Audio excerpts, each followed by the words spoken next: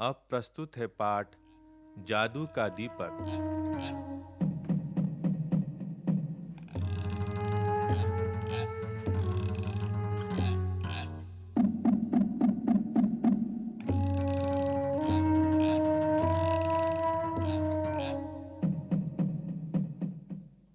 Aladdin और उसकी माँ बहुत निर्धन थे।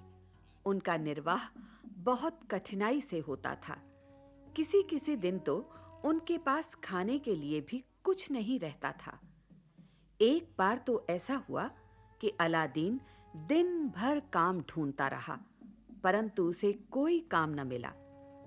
संध्या को थका हारा वह घर पहुंचा तो माँ ने बताया कि घर में अब चावल दाल थोड़ा ही बचा है।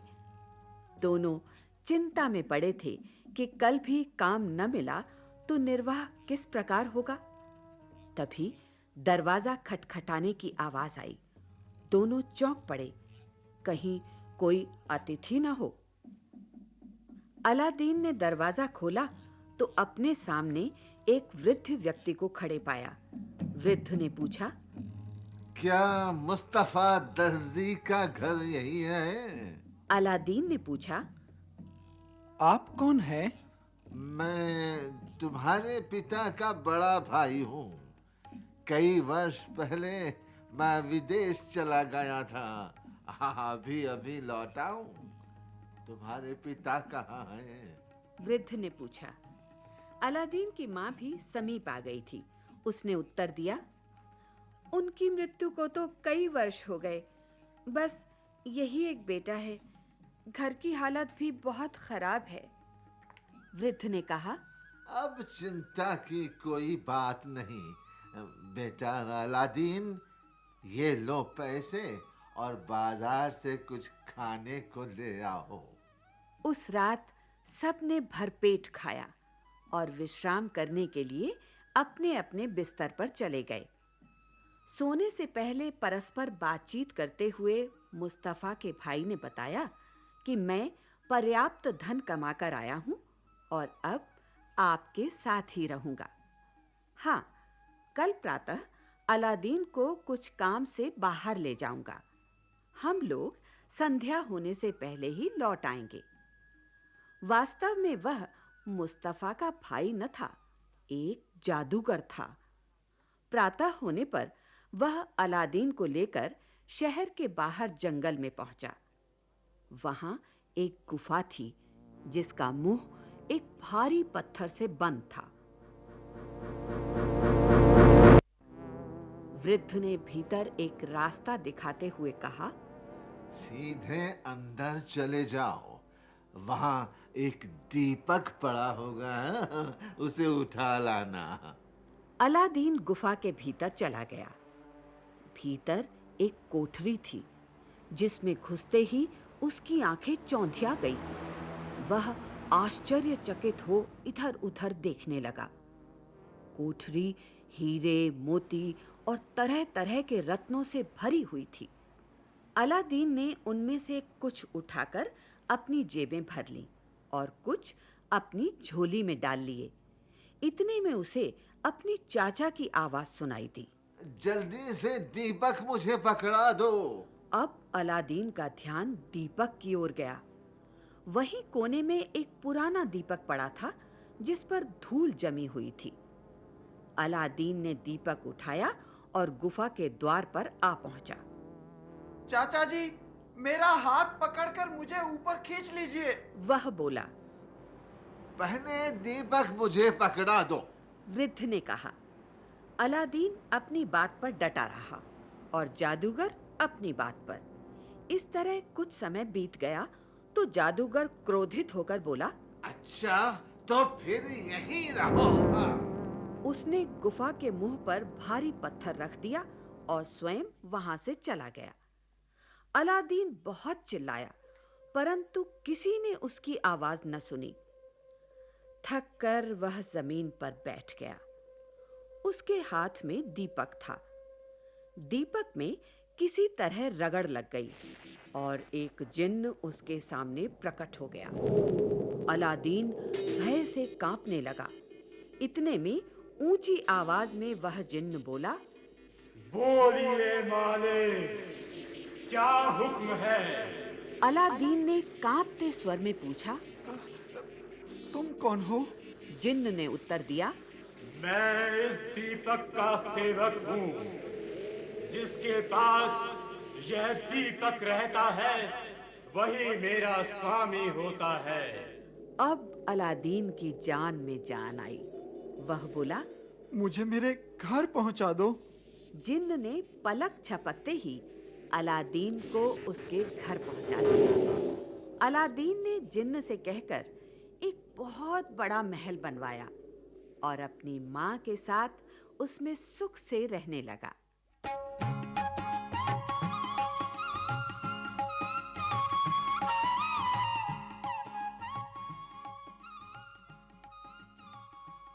एक दिन अलादीन ने वहां के बादशाह की बेटी को देखा जो बहुत ही सुंदर थी। उसने सोचा, इससे विवाह करना चाहिए। उसने कई बहुमूल्य रत्न देकर अपनी मां को बादशाह के पास भेजा। बादशाह ने जब अलादीन की अपार धन दौलत के बारे में सुना तो अपनी बेटी का विवाह उसके साथ कर दिया। दोनों पति पत्नी सुख से रहने लगे।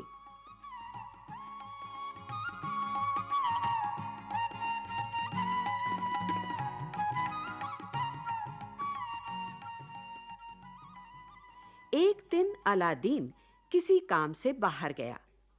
पीछे से गली में एक आवाज सुनाई पड़ी, पुराने दीपकों के बदले में नए दीपक ले लो। अलादीन की पत्नी ने सुना तो उसे अलमारी में पड़े पुराने दीपक का ध्यान आया। उसने आवाज देने वाले आदमी को बुलाकर पुराना दीपक दिखाया और पूछा, क्या इसके बदले में कोई दीपक दे सकते हो? वृद्ध ने तुरंत कहा, हाँ हाँ, इनमें से कोई सा दीपक चुन लो। शाहजादी ने एक चमकता हुआ सुंदर दीपक चुना और पुराने दीपक के बदले में उसे ले लिया। वह जैसे ही पीछे मुड़ी कि सारा महल हिलने लगा और पलक झपकते ही शाहजादी समेत उड़ गया। अलादीन वापस आया तो शाहजादी और महल को न पाकर व्याकुल हो गया। इधर-उधर पूछने पर मालूम हुआ कि कोई दीपक बेचने वाला आया था। वह तुरंत सब कुछ समझ गया। अलादीन बहुत दिनों तक उनकी खोज में रहा। अंत में उसने बूढ़े जादूगर और शाहजादी का पता लगा लिया। एक रात वह भेष बदलकर महल में घुस गया। जब महल के सभी लोग सो गए तो वह शाहजादी के कमरे तक पहुंचा और धीरे-धीरे द्वार खटखटाने लगा। शाहजादी के पूछने पर उसने धीमे से अपना नाम बताया। शाहजादी उसे देखकर बहुत प्रसन्न हुई।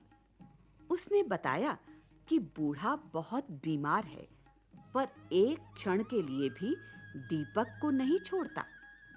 अलादीन ने शाहजादी से कहा, जैसे ही उसे नींद आ जाए मुझे बुला लेना, मैं पास ही छिपा रहूंगा।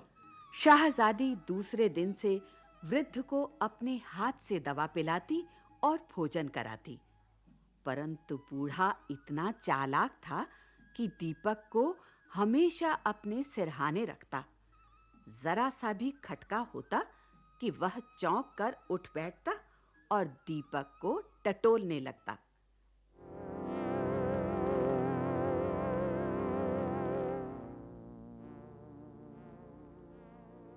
एक बार शाहजादी ने उसे सोते देखा तो झट से दीपक निकालकर अलादीन को पकड़ा दिया। अलादीन ने शीघ्रता से दीपक को रगड़ा और जिन्न के प्रकट होने पर उसने कहा, शाहजादी समेत मुझे मेरे देश ले चलो। जिन्न उन्हें लेकर चल पड़ा। बूढ़ा जादूगर पकड़ो पकड़ो। पकड़ो पकड़ो चिल्लाता हुआ वहीं गिर पड़ा। उधर शहजादी के पिता की भी मृत्यु हो चुकी थी। उस देश का राज्य भी अलादीन को मिल गया। अब अलादीन और शहजादी प्रसन्नतापूर्वक अपना जीवन व्यतीत करने लगे।